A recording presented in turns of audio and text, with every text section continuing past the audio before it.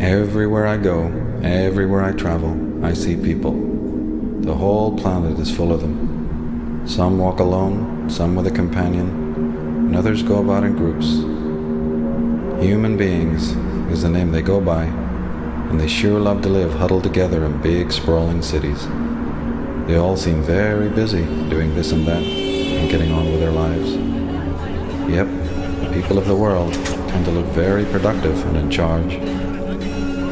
If I went and talked to any of them, if I went and interviewed people and asked each of them whether they think they're in charge of their own destinies, I wonder what kind of answers I'd get. Most of them would confidently say, sure, I'm in charge of my own life path.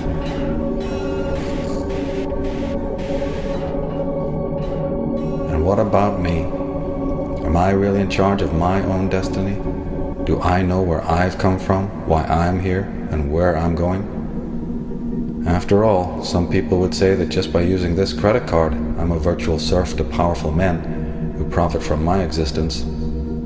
Some have said we're all veritable slaves in an invisible penitentiary. If that's the case, then none of us are in charge of our lives. We only think we are, and that's kind of frightening. Maybe that invisible prison does exist. Maybe I can't see it because I've been trained not to be able to see it. Can that situation never change? After all, I sure don't like to think of myself as being on someone else's chain. I think it's time to investigate these matters. When in doubt, find out. That's the key. There are those who've looked into these matters long before my time. What did they have to say? That's what I'd like to know.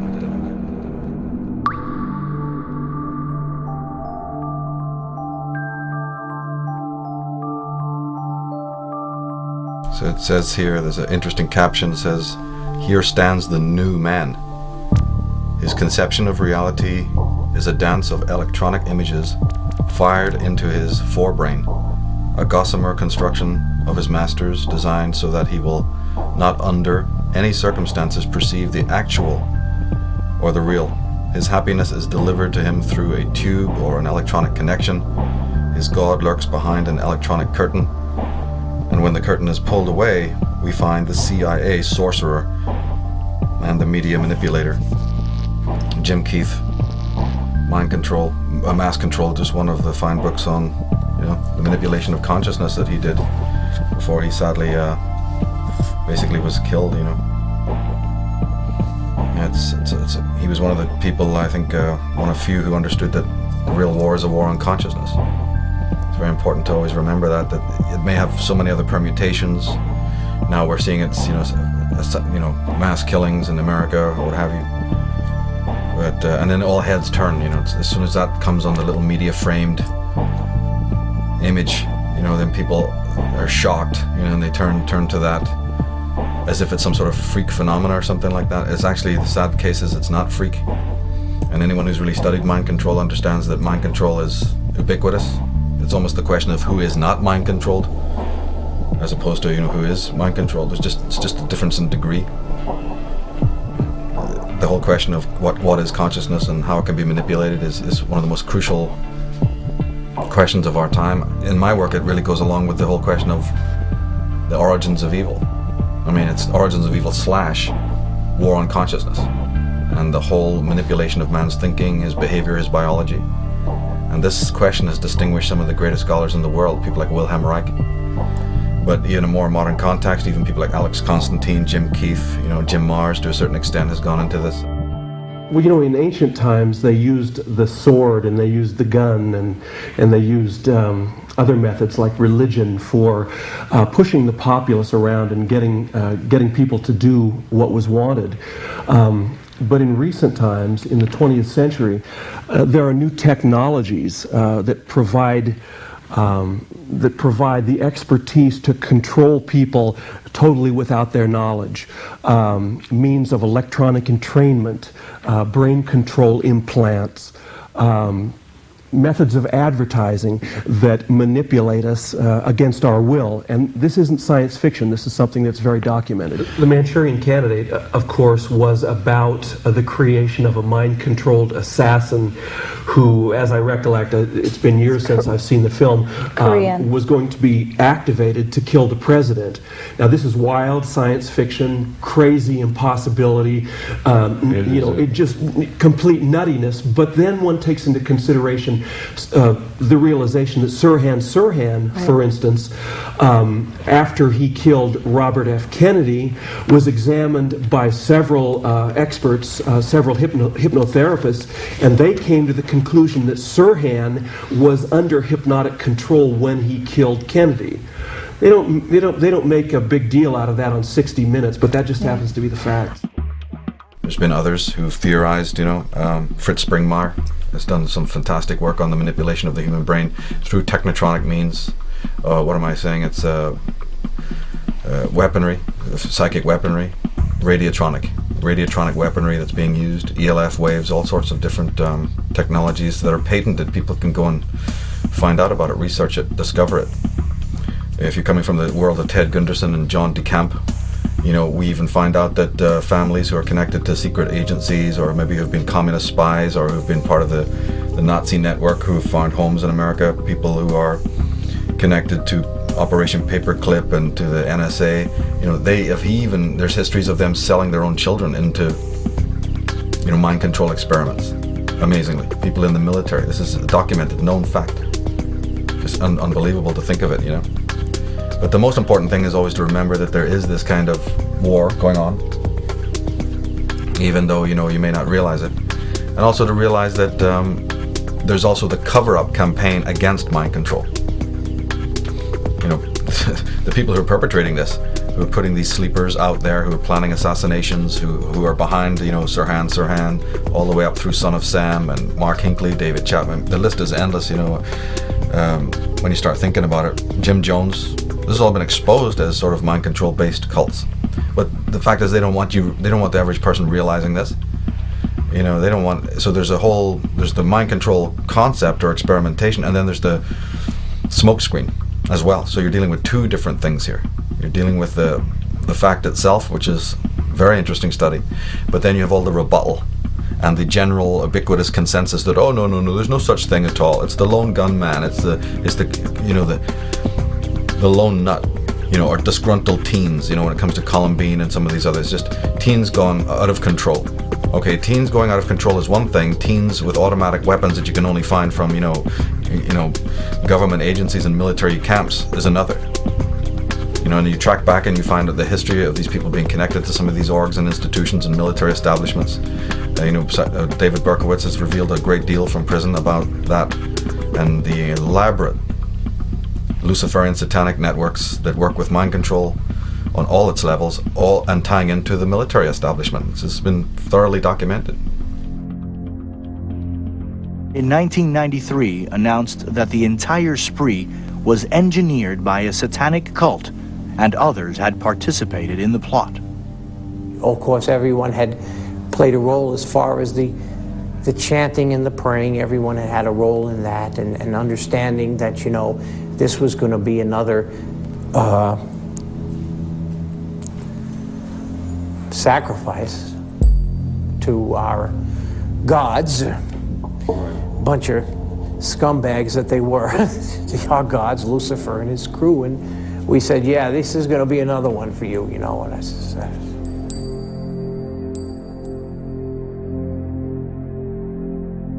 I said, certainly recommend Maury Terry's Ultimate Evil, in which Berkowitz reveals the whole level of operations, government black ops, and mind control behind the Son of Sam, behind the Son of Sam killings.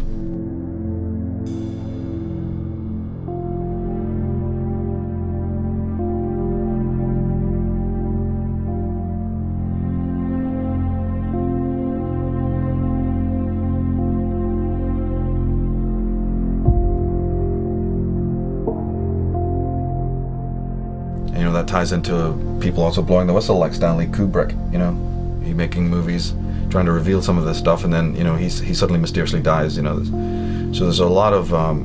But anyone who's really studied this subject for a long time knows that it's not modern. It doesn't just date from the period of you know, the discovery of America or whatever. You know, you can take it back to England. Very strange happenings with serial killers there, like the one that jumps to mind, of course, is Peter Sutcliffe. Some of the revelations he made in court. He was known as the Yorkshire Ripper. You know, I've made a detailed study of so many of these kinds of personalities, both in America and in England, and the same refrain. It's almost unbelievable how common their refrain is. Not just about their own psychological upbringing with their parents and so on, but during their spree of crimes. You know, they made me do it. Voices made me do it. Hey Doc, I'm possessed. Do it. Do it. You liar.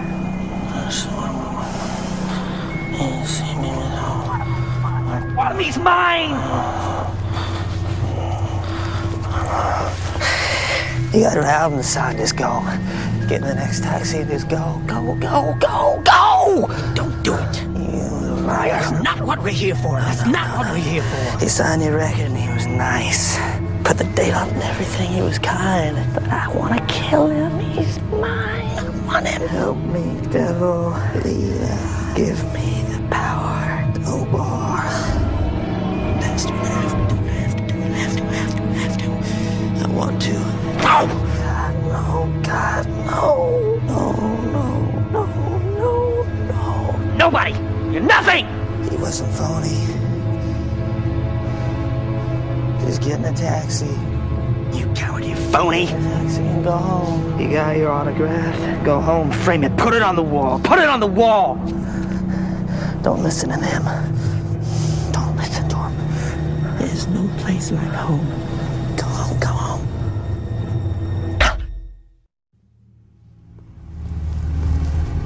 Mr. Lennon?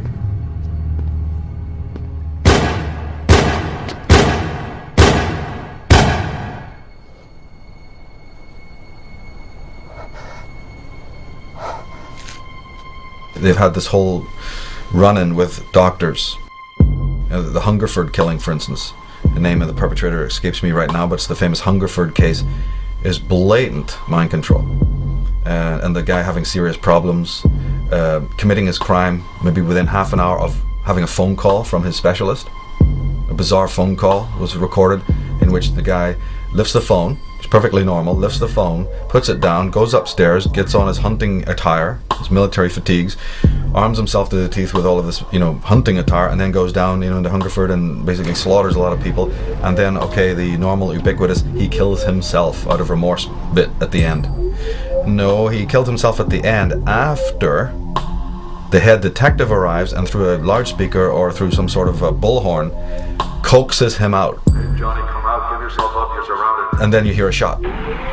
So how do we know that that particular speech from that detective or that chief of police is not loaded with what they call trigger terms? You know, we know it exists in backward masking. We know that codes have been used in the military.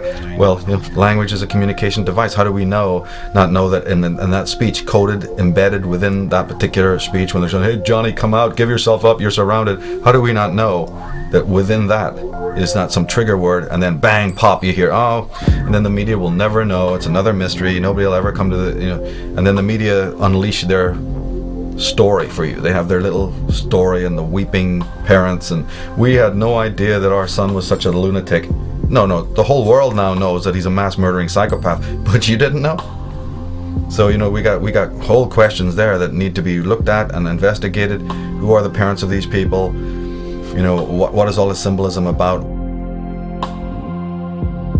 are these just, disgruntled people? There's a lot of disgruntled people in the world. There's a lot of frustrated, jaded teens, but a lot of them don't, get into Trans-Ams and drive them through, McDonald's windows. A lot of them don't go and buy automatic weapons and murder innocent people. So people need to wake up and realize this thing is so much deeper. And then the history of it.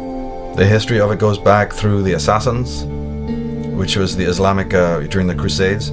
The Crusaders, the Western Crusaders were absolutely stunned, you see, about how it could be that these Saracens and these Islamic warriors were so unbelievably ruthless and just so dedicated, almost had no fear of death. Of course, then they subsequently find out, after they've been in the Middle East a while, that this is a hashish-based cult. These guys are on the bong before they even get on their horses, and other drugs, other kinds of mind-altering drugs, disseminated to them by their occult leaders, people of Islamic versions of Freemasonry. And it's a very elaborate story. In fact, you can pick up this story in, I think it was the book Conspiranoia, but I'm sure that Jim Keith and others have covered this. It's a pretty elaborate story of exactly how the indoctrination process of the Islamic warriors in those days. Basically, it boils down to the fact that they condition you to believe you are an angel, you are serving Allah, and those guys are all the devils, you see, and you killing them is doing great work for Allah and the Prophet. Well, if you're mind controlled into that, you're going to be raging into war and killing and having no problem being very brave and all of that, because you're conditioned to believe that there's no such thing as death, and even after you die, you're going to be surrounded by wonderful, damsels and angelic forms and all of this. So the Templars, later especially the Crusaders, after they had married in with some of these Oriental families and had got picked up a lot of this occult knowledge, started to work it out that, wait a minute, if we could have an army, if we could have agents, if we could have captains and people in our military establishment that had this kind of dedication, we could conquer the world. You see, because remember, England, Britain, is a very small place. Holland, some of the old centers of government are not particularly big. They don't have large populations. They don't have large armies. They can't compete against the great continents of the world. Alexander the Great found that out. So, but wait a minute, if you have one man who's got the power of 10 men because he's been indoctrinated, not only is this chump going to do what you tell him to do, he's also going to be a perfect fighting machine. But it means the removal, does it not, of his normal circuitry of morality. Well, nothing could be easier. Morality, as the philosophers and psychologists have told you, is about paper thin anyway.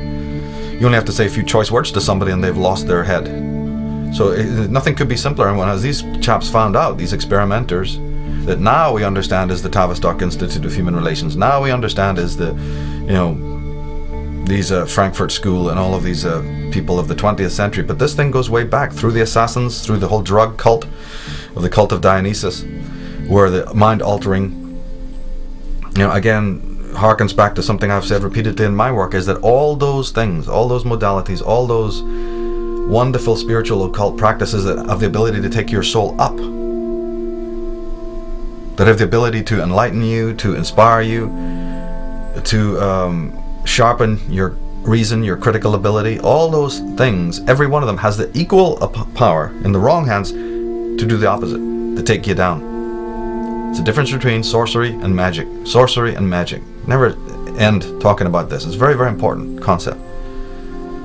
And all that you see out there in the world today, especially in the media, and most of even the tinkering around with occult subjects, is a form of sorcery. And I'm not the first to have said that. And that's why there's so much insanity down the line, so much misinterpretation. Because toxic individuals in control of, occult information is wrong. It's going to go askew very easily. Because we have a vast misunderstanding of what all this means.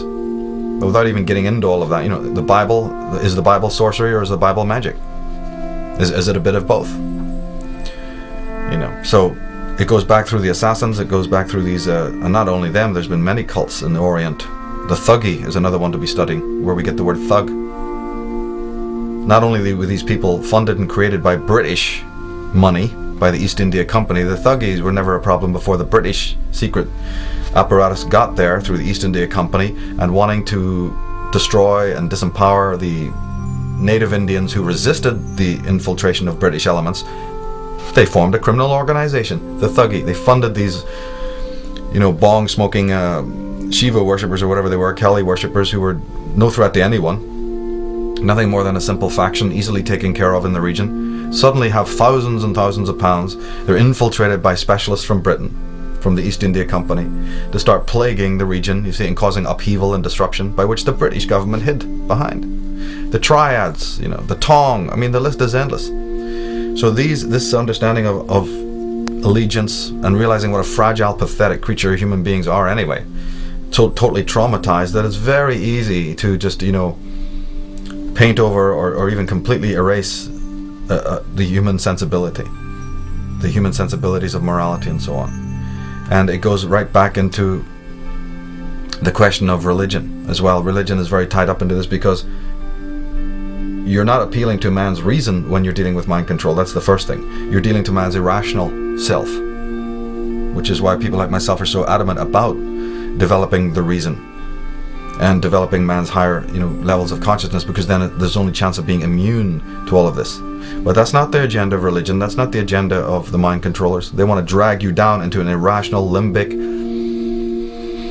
mammalian, reptilian, level of consciousness, what the Indian Vedas would call the lower chakra drives, and keep you there permanently so that you're confused and terribly weak, terribly psychologically disempowered. And so therefore you're going to seek stability, you're going to seek security through whatever kinds of handrails that are then provided for you by the system. Again, the other side of this is you have the problem, and you have the historical issue, historical problem, but you also have a new age now in which we have the internet, we have these writers, authors, so we're catching up on the game. We have even movies on the subject, incredibly detailed movies, in fact, that look into the whole of this. They use their tongues to deceive. The venom of snakes is under their lips. Their mouths are full of bitterness and curses. And in their paths, nothing but ruin and misery. And the fear of God is not before their eyes. They have taken the hearts and minds of our leaders. They have recruited the rich and the powerful. And they have blinded us to the truth. And our human spirit is corrupted. Why do we worship greed?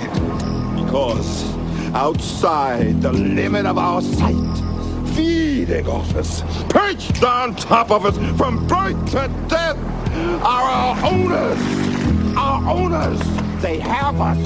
They control us. They are our masters. Wake up. They're all about you, all around you. Easy to apply nails, pre-colored in 7 luscious hues. Just... Our impulses are being redirected. We are living in an artificially induced state of consciousness that resembles sleep. Oh, goddamn hacker, that second damn night that asshole's cut in. The movement was begun 8 months ago by a small group of scientists who discovered, quite by accident, these signals being sent through... Thing's giving me a headache. Yeah, tell me about it. Must took the hackers months to figure out how to do this. The poor and the underclass are growing. Racial justice and human rights are non-existent. They have created a repressive society, and we are their unwitting accomplices. Their intention to rule rests with the annihilation of consciousness. We have been lulled into a trance. They have made us indifferent to ourselves, to others. We are focused only on our own gain.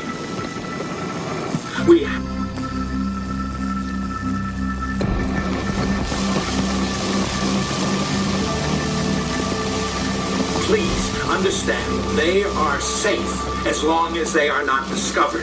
That is their primary method of survival. Keep us asleep, keep us selfish, keep us sedated.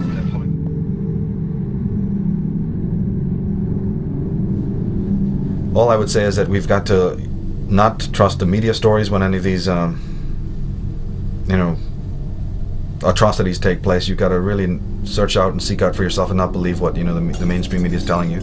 You have to realize that this is a very ancient thing. It's very sophisticated. And that you'll have to realize that religion plays a key part because it deals with the emotions of man, his irrational drives. and his needs. You know, man being raped on one side of what he really is spiritually, loss of center. So when you see these Sirhans, you see in these Hinckleys and these apparently lost souls, you know, who are easily manipulated, you got to realize that that is the guy next door. This is pretty much walking around in the world. But the good thing about the modern age is that you have people like Ted Gunderson and John DeCamp, you see, and whistleblowers from within. Ted Gunderson, of course, was very senior in the FBI. You know, John DeCamp was a senator. You know, you have people from within the system now. You have, I can't remember his name, but in MASH, the show MASH, you know, B.J. Honeycutt, the guy, his name will come to me in a minute. He has made a personal investigation into child abuse and satanic circles. So you have famous actors, you know, Lee Majors and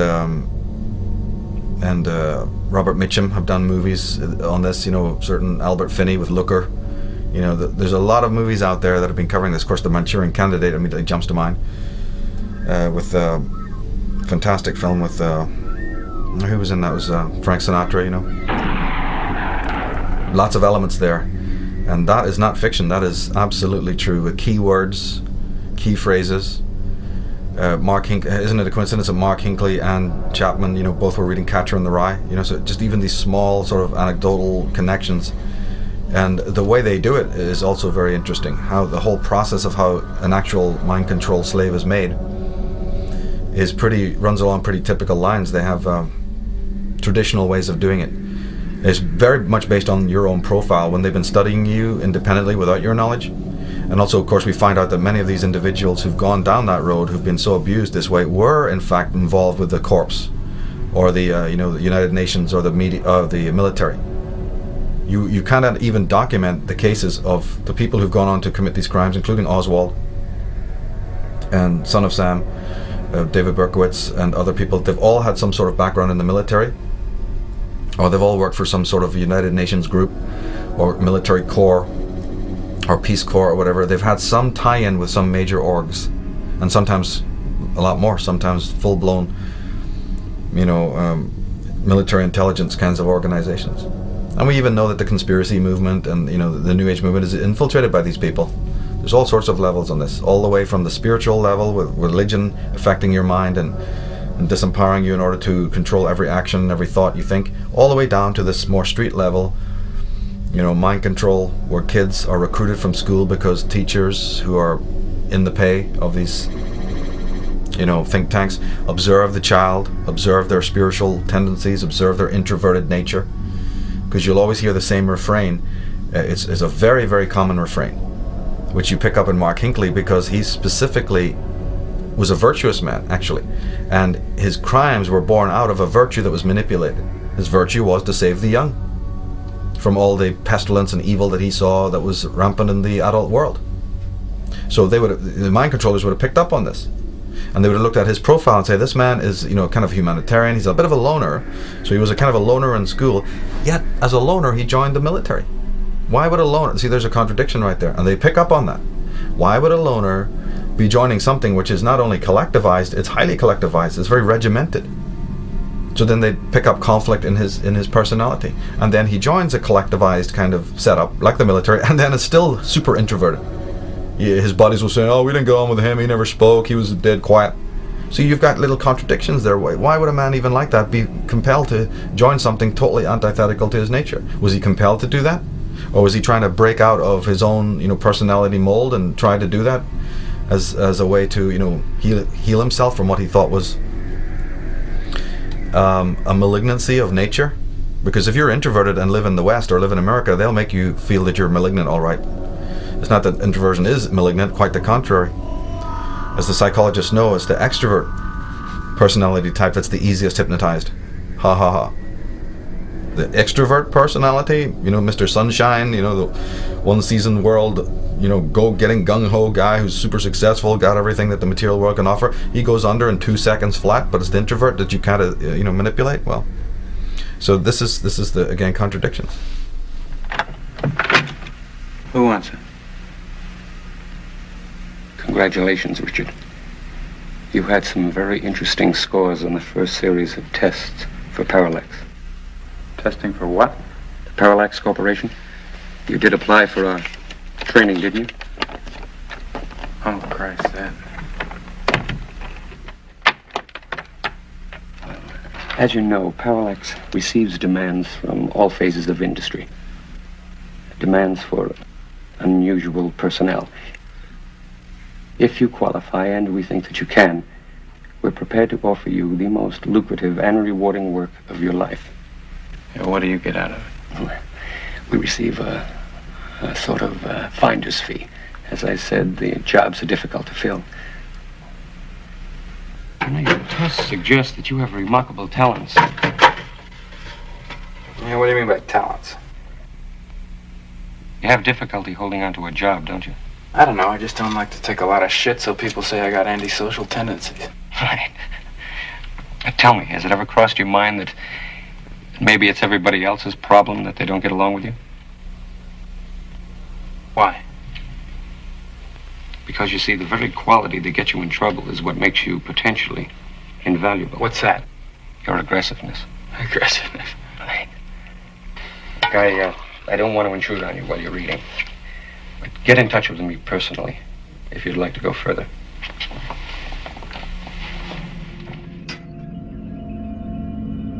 But man is herded like an animal because that's another easy way to control his actions.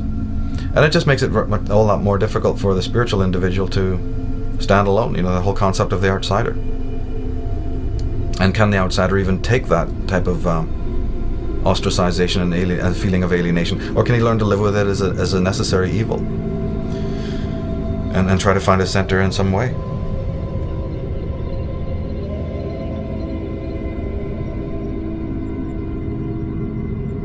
But symbolism is used a lot. Not only words and trigger words, but certain kinds of symbolism will be used.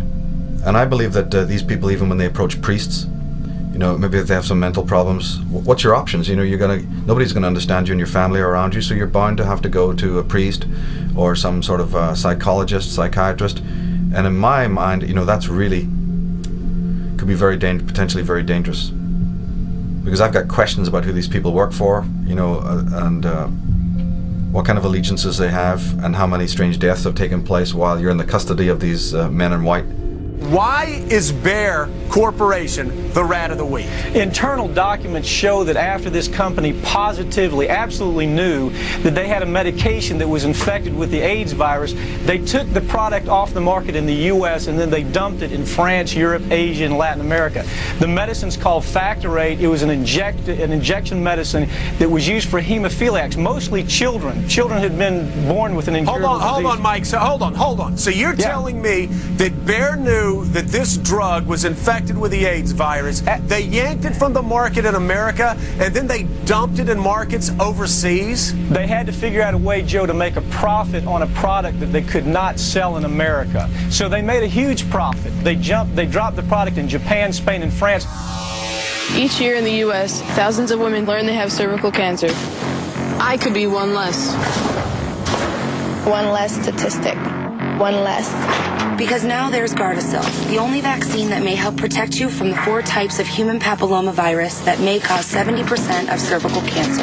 I want to be one less woman who will battle cervical cancer. One less. Like all vaccines, Gardasil may not fully protect everyone. The side effects include pain, swelling, itching and redness at the injection site, fever, nausea, or dizziness. Gardasil is not for women who are pregnant. Gardasil does not prevent all types of cervical cancer, so it is important to continue with routine cervical cancer screening. Gardasil will not treat cervical cancer. Ask your doctor about getting vaccinated with the only cervical cancer vaccine, Gardasil. Gardasil. Gardasil. Gardasil. With Gardasil, you could be one less. O-A-E-L-E-S-S. I want to be one less. One less. O-A-E-L-E-S-S. Collapsed after being given the cervical cancer vaccine Gardasil. Health authorities are urging parents to stay calm, insisting the drug, which is being offered to students in WA, is safe. Brooke Levi thought the Gardasil shot she had on Friday at Engadine High was going to protect her. But now she blames the cervical cancer vaccine for a bad reaction. I want to pass out and just throw up and just go to sleep. Brooke ended up at Sutherland Hospital. 2 weeks ago, Melbourne student Natasha D'Souza also felt unwell after being vaccinated. I actually wasn't looking too good and I was looking a bit green in the face. And then I just basically collapsed about 5 minutes into class. Natasha says her arms and legs were paralysed and she couldn't speak. She wasn't the only girl to have the jab, then fall sick. Yeah, there were girls dropping like flies, basically. Medical authorities have declared the reactions aren't linked to Gardasil. They've blamed fear of needles. The after effects are very, very rarely serious, and the benefits of the vaccination are very, very important. There's no reason to stop the vaccination program. The vaccines have been thoroughly tested both in Australia and overseas and have been found to be extraordinarily safe. 70,000 Gardasil vaccinations have been administered since the drug's approval last year. Full protection against the virus that causes cervical cancer requires follow-up shots, but many girls aren't keen to chance it. I don't want to after going through this. Damien Smith, 7 News. Coming up in 7 News, a warning to diabetics about the deadly side effects of a popular medication. All of the money from the health industry goes into the medical monopoly and the drug trust. Interestingly enough, the Rockefeller's control every major drug company in the world, and now when I say control, I mean directly. They have, among the directors and officials of each of the 18 largest drug companies in the world, they have men from Chase Manhattan Bank, from the Exxon oil company, and so forth. So they're right there, the names, I have all their names in my book, Murder by Injection. So it's a terrible problem, terrible problem. And if people are not willing to go holistic and really have a holistic background, you could be jumping from the frying pan into the fire when you try to approach so quote-unquote professionals that give you help. Well, you might be going to the most psychotic people that ever lived, the very people who have caused you to be the way you are through their whole media manipulation and their whole infrastructure of society. Like, that goes back to the question of who is sane, what is sanity? Is there anybody sane in this world? The more you start to look at it, the more you start to realize, no, you're not. You're in some sort of, hideous Planet of the Apes type experiment here. And man is a terribly, terribly disassociated and fragmented individual. People come to me all the time asking me to medicate them. The implication behind that was that human beings, like all other animals, have a particular ideal model. It had a machine-like quality to it. We know what the model should be, and they ask of me to give them medications that would push them back to this particular model they have, an unrealistic model, but a very static model of man as machine. What was happening was that large parts of normal human experience, grief, disappointment, loneliness, were all being reclassified as medical disorders. In the process, a new system of management was emerging. The drugs took away those complex and difficult feelings and made the individuals happier. But they also made them simpler beings, more easy to predict and manage, and closer to the machine-like creatures at the heart of the economic models. By using checklists of symptoms about emotions, you have gone out and confused normal human responses to life with mental disorder, and therefore created an illusion of a vast epidemic. A medicalized illusion, and obviously a situation where you medicalize is a situation where your focus will not be on social change, it will be on controlling individuals to fit in properly. That's the subtle and overall danger here, that it could serve our kind of social economic systems needs in a way in which we become more efficient but less human. I will never veer away from this whole concept of consciousness, the effects on consciousness. So it's really refreshing for me to read people like Jim Keith, and also even Alex Constantine to a certain degree, where he talked about his book Covert War Against Rock, amongst many others, is fantastic. Because there's all sorts of little sections of this mind control game. There's the cult of Dionysus, which is a very ancient cult that has specifically dealt with the concepts of the Solar King, involving a lot of alchemy, alchemical principles. Again, not as people would mostly understand that kind of study. But as I said, any study that is meant to be the uplift of your soul can also be used to drag you right down into a completely anti-human place. And the alchemical message of the 12 steps of the Sun King, like Hercules went through the 12 signs of the zodiac, you know, the 12 trials, and you have Horus going through the 12 hours of night and the 12 hours of day. Well, you see, they also throw up people's champions who manifest these archetypes, because mythology is full of archetypes, and these mind manipulators and these people who are very familiar with the truth about mythology are able to manipulate stereotypical people, either people in their own bloodline, who are then later put before you as, oh, it's just the person next door, you know, the Durans you see in The Cure, and, you know, Jim Morrison and all these people, and you don't know who, in fact, these people really are. Well, I got questions about a lot of these people in bands through their names, through the symbolism that they use. I mean, people are only going to go and pick up, you know, albums of the Lords of the New Church, you see, and, you know, certain bands, certain even personalities within the movie business. Oh, we accept you've got geniuses. We accept you've got, you know, phenomenal minds on the artistic level, the Werner Herzogs, the Alfred Hitchcock. You know, we have no problem accepting that you've got exceptional minds of genius, but we can't understand that you have dark minds of genius in the same boat as well. Hell, man hasn't even got around to understanding that enemies in the world are created in exactly the way that allies are created. If a country approaches another country, or a government approaches another country government and says, we want to be allies, and then they shake hands and they have agreements, you've just created an ally. Well, then what is so unbelievably difficult for people to understand that the same action, similar action, causes political enemies to exist? You create your enemies. In fact, you might even have your own men in there, you know, running the government in order to make these enemies. This is how this dialectic works. Now, in the field of pop music and rock and all of these things, you know, I don't approach it from a Christian point of view, so I'm not going to sort of, you know, hammer these people just because they've seen wearing a pentagram one day, or, you know, they dress in black or something nonsensical, like a lot of the Christians, you know, who try their best to critique this stuff. Unfortunately, they get like way off, you know, in my opinion, and basically it comes into hammering their own theories. You know, you're going to have to be very impartial when you investigate occult matters. You know, Christianity is an occult agenda which has been used by the mind controllers endlessly. You know, wasn't it Mark Hinckley or David Chapman was involved in some Christian network? You know, I know he looked after children. He spent a lot of his time working in children's homes, in daycare and things like that. So these are virtuous Christian, soulful people who are not able to adjust to their society, and then were picked up or experimented on, or just asked to even do a simple questionnaire, just like the old Scientology gig. Well, we're doing a poll, we're doing a research, we're doing a survey.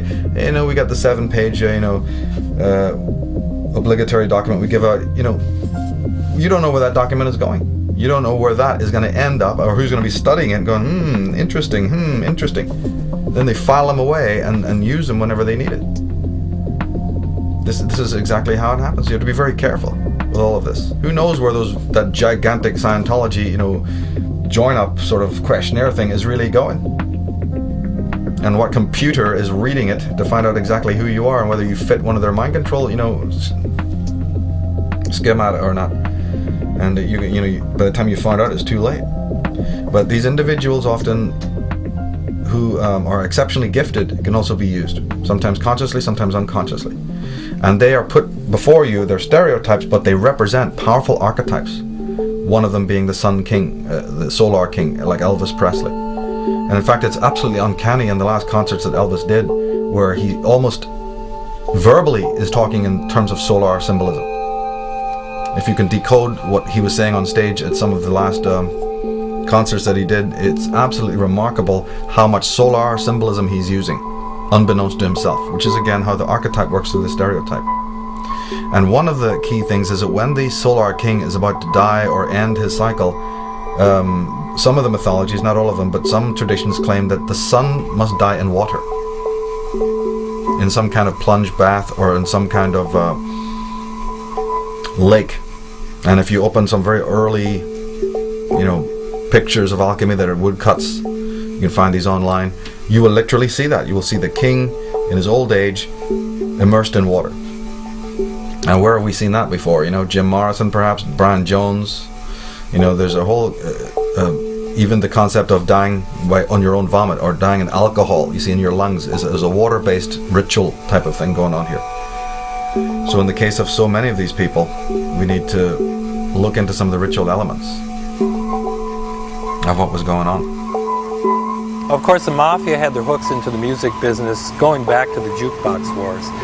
And then in World War II, the OSS started up a program called Operation Underworld, which entailed the actual recruitment of key Mafia figures to operate in Italy and the United States, right? And after World War II, they continued this brotherhood between the CIA and the Mafia that continues to the present day. Now, under Operation Chaos, I mentioned that all intelligence agencies have been brought into the umbrella program.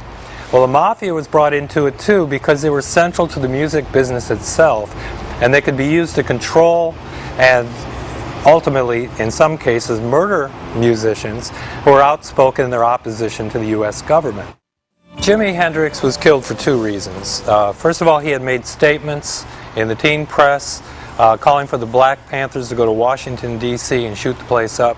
Secondly, he had done a benefit for Bobby Seale and the Chicago 8.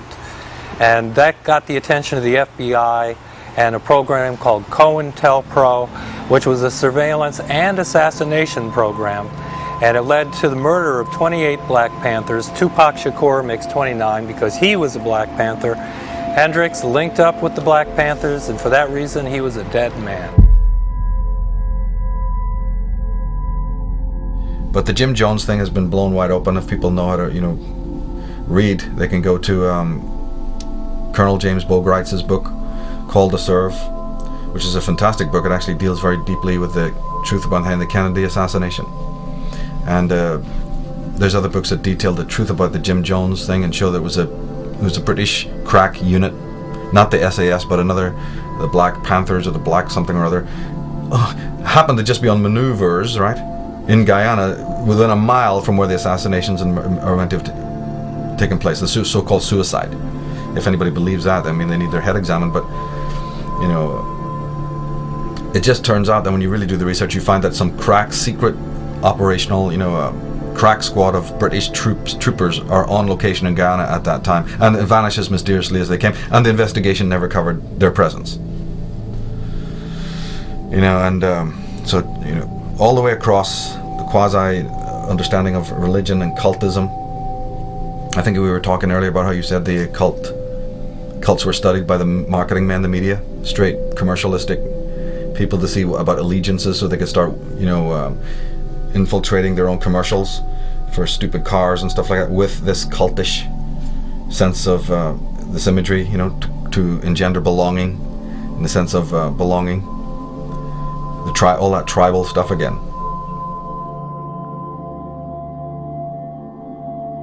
When I was a brand manager at Procter & Gamble, my job was basically to make sure the product was good, develop new advertising copy, design the pack.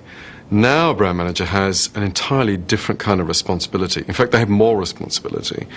Their job now is to create and maintain a whole meaning system for people, through which they get identity and understanding of the world. Their job now is to be a community leader.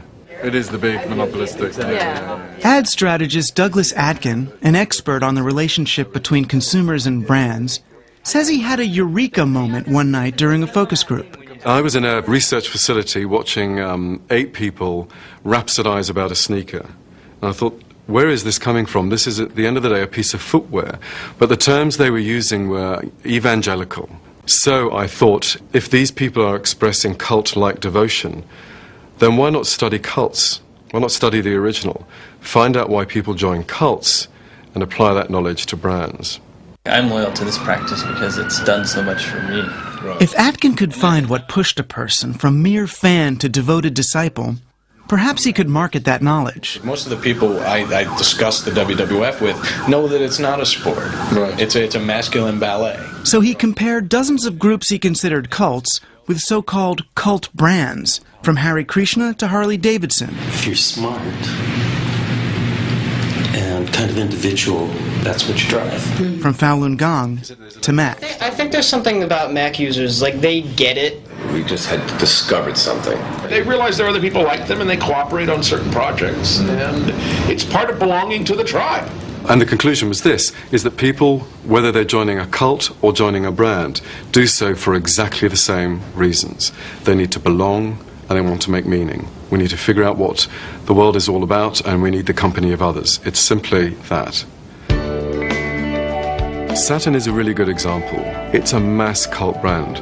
For example, 45,000 people turned up to spend their holiday, their vacation time at the factory in Tennessee, instead of going to Disney World or the Grand Canyon. Now, why would they do that? It's because they wanted to meet other people who own Saturns. They wanted to meet the rest of the Saturn family.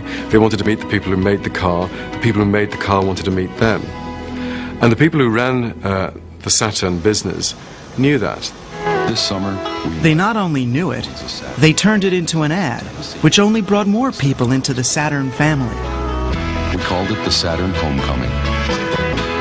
They could see where the idea for a new kind of car company had taken shape, and we could thank them for believing we could do it. And they created a great meaning system for Saturn. In those fantastic commercials, their meaning system was based on old-time values of community. It was a kind of an icon that America yearned for but couldn't find anymore.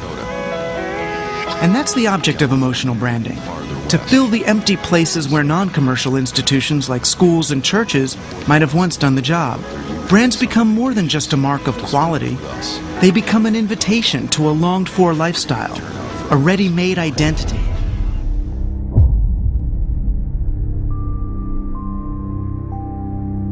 So as long as man has not got a center, as long as he's, divorced from his own center, not aware about how his consciousness has been manipulated, he will remain open to this kind of manipulation.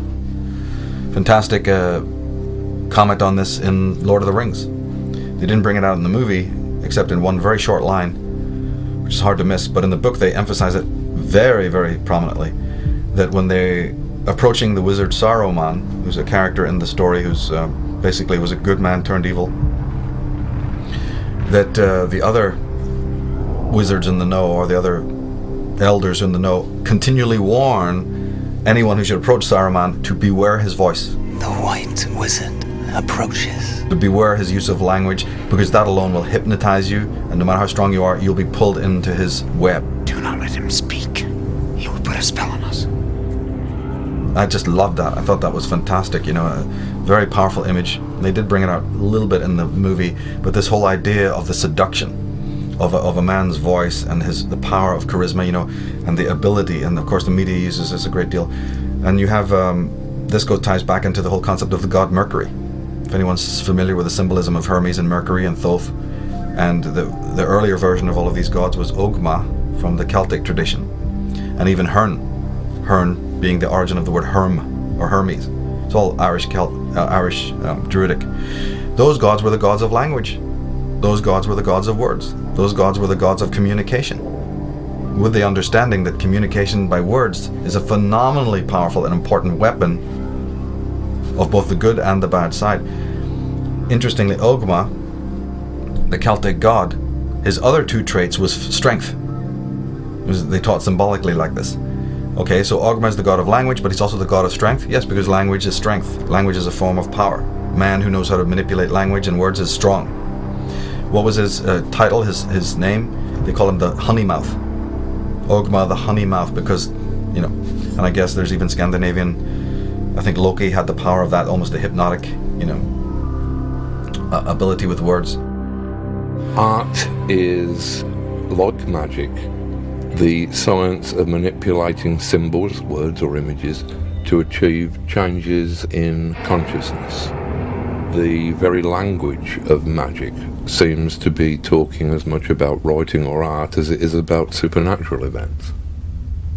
A grimoire, for example, the Book of Spells, is simply a fancy way of saying grammar.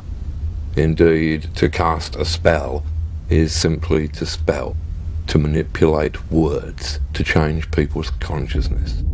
And I believe that this is why an artist or writer is the closest thing in the contemporary world that you are likely to see to a shaman. When you hear these talismanic words like control, security, stronger America, strength, realize that they're talismanic words, they're being used against you. They're seduction words to try and get you to accept this because you don't have that. Well, you've been raped of that. The people who are selling you one story here have actually taken away the very things that you needed that were in your psyche to begin with. I am continuing and I am increasing the search for every possible path to peace. We maintain our strength in order to deter and defend against aggression, to preserve freedom and peace.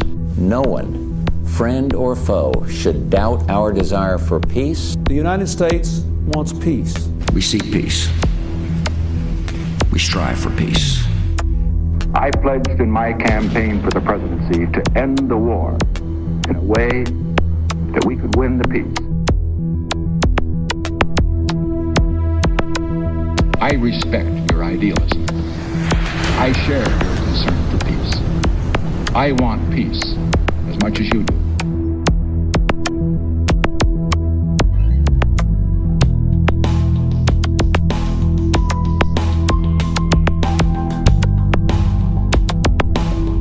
We cannot wait for the final proof, the smoking gun that could come in the form of a mushroom cloud.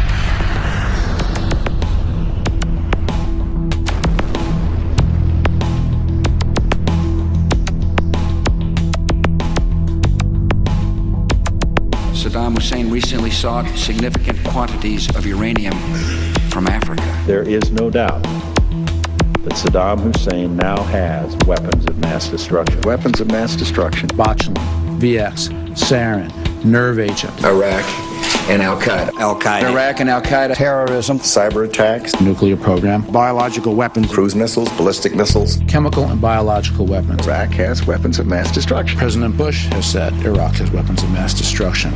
Tony Blair has said Iraq has weapons of mass destruction. Donald Rumsfeld has said Iraq has weapons of mass destruction. Richard Butler has said they do. The United Nations has said they do. The experts have said they do.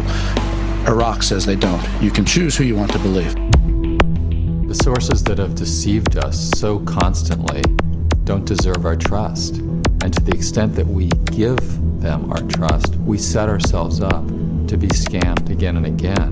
There are reports that there is no evidence of a direct link between Baghdad and some of these terrorist organizations. There are known knowns. There are things we know we know.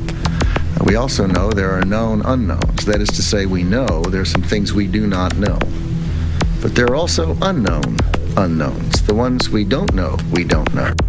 I will build new partnerships to defeat the threats of the 21st century. Terrorism and nuclear proliferation, poverty and genocide, climate change and disease. And I will restore our moral standing so that America is once again that last best hope for all who are called to the cause of freedom, who long for lives of peace, and who yearn for a better future.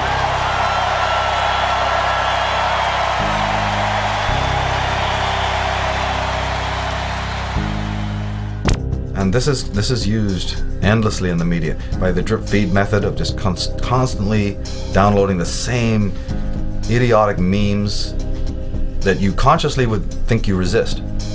But if they're repeated for the 10, 20 years and you've been growing up, before you know it, you're a parrot of all of that. You don't even realize it was implanted. That's the whole point. You're not meant to realize that your thinking is not your own. That's the smokescreen I was talking about. You're not meant to know that you're under hypnotism. You're meant to think you're perfectly normal. So they're going to sell you the most irrational, most satanic, most vile, pornographic lies, but they're going to sell it in a capsule that makes you think that you're perfectly spiritual, perfectly adjusted, totally normal. As this continues, as this process continues, the division between the outsider who's really sane and the unsane gets wider and wider and wider. What are people complaining about? That they can't believe the world they're walking around in. Sane people are going, I can't handle it, I can't work, it's terrible, the people are idiots. Yeah, but that didn't happen last year, that didn't happen 2 months from, that didn't happen, 2 months ago. You're seeing the symptom, not the cause. You're seeing the symptom of an immensely long, phenomenally detailed and interesting and complex. What was Soviet Russia? You can sum up the whole gig of communist Russia in one sentence. Experiment. Social experimentation. Then you can split hairs as to whether it was a Darwinian experimentation or an Orwellian Darwin, blah, blah, blah. It's an experiment in how to control human beings who very easily were controlled. Oh my goodness, 33 people are shot dead. Everybody is just tripping over themselves with awe and amazement and anger and frustration. Let me see, what else is going on in the world right now? What else has been going on since 2001? Let me see, what's happening in Iraq or Iran right now? Can we ask a question about that? What was going on during the previous George Bush? Was there a thing called Desert Storm in which millions of people were killed? Children were wiped out, incinerated? In Panama, were people not burned to death with lasers and incinerated in their own cars? Completely innocent people. Then we have Grenada before that. Grenada. There you have, where do we stop? How many wars do we need? But your children die. Of course it's horrible. But can we have some context here? Can we have some sanity here? That just because your little pathetic, mediocre lifestyle has now been shaken up by something you don't understand, that's the only violence you think it exists in this world? Somebody has to be wielding, a 38 on your own street, in your own backyard, before you realize that there's such a thing as violence in the world? I'm here to tell you that all of that kind of violence, including the genocide, including the mega death, chew on this, that all of that, all through history, is a tiny aspect of the violence that exists in the world. That's the stuff you can see with your five senses. But as any competent psychologist will tell you, that is a very small, sadly, that is a symptom. That's what that is. That's an outpouring and outletting, a playing out in the world. Obviously helped and assisted by those who would like to have chaos rule in the world. Yes. But where is its roots? You're going to keep studying the, leaf? You're going to keep studying the bloom and not ask where the root is? Or we'll have a wonderful society tomorrow where they'll be able to prune that really easily. And we won't have any of that violence because, in fact, we'll have a new world order. The chaos out of control. Everything's in chaos. People killing themselves. And we have a perfect structure now that will always deal with that. But will the root be ever looked at? If the root is not looked at, I don't care what kind of order or system is involved in the world of man that, prunes that or, keeps that nicely culled or caged or whatever. I happen to know that the root is twofold. The root of all of this mayhem, chaos, and destruction and immorality is actually a twofold root. The one root is in man's inability to look at his dark emotions, which is a psychological look at this.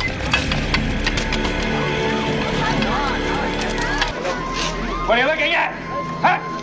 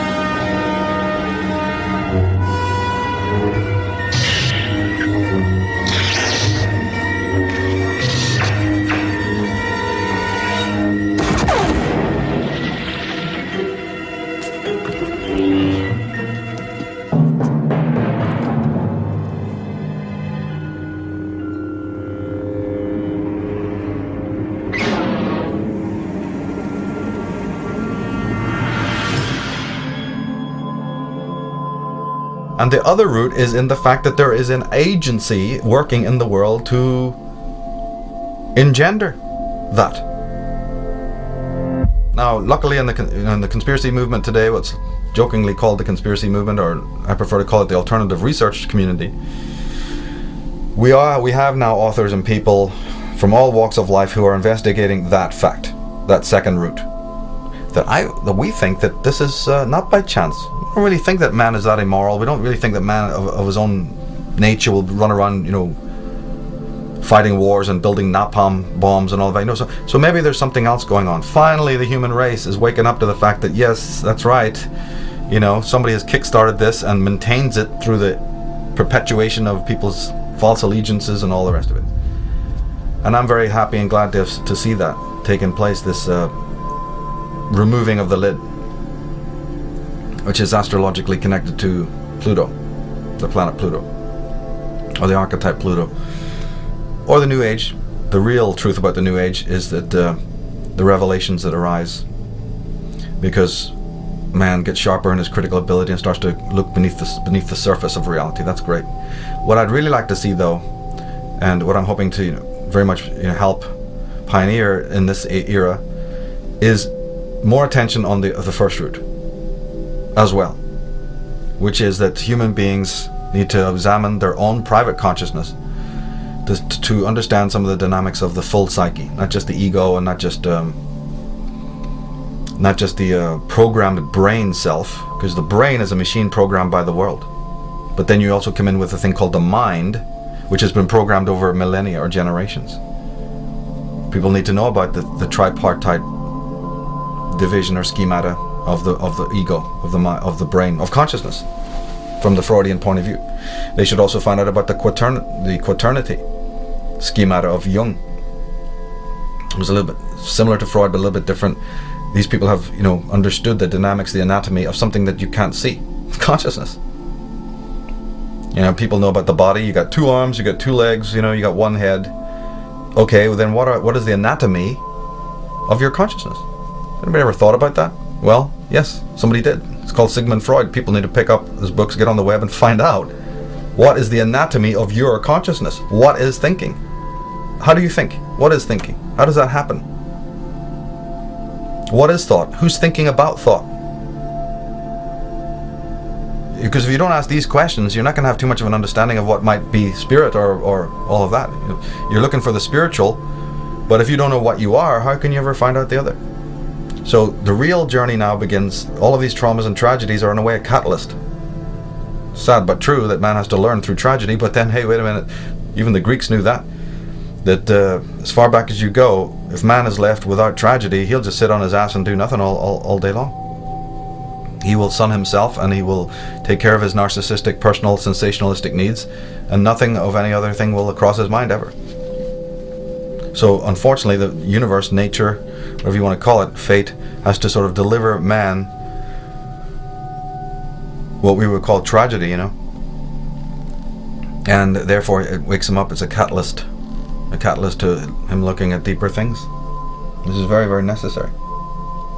And one of those areas now is that he needs to really continue the investigation of his own thinking, his own consciousness, and realize that the secrets, that's where the secrets lie. One thing is sure, a great change of our psychological attitude is imminent. That is certain. Why? Because we need more. We need more psychology. We need more understanding of human nature, because the only real danger that exists is man himself. He is the great danger, and we are pitifully unaware of it. We know nothing of man, far too little. His psyche should be studied, because we are the origin of all coming evil.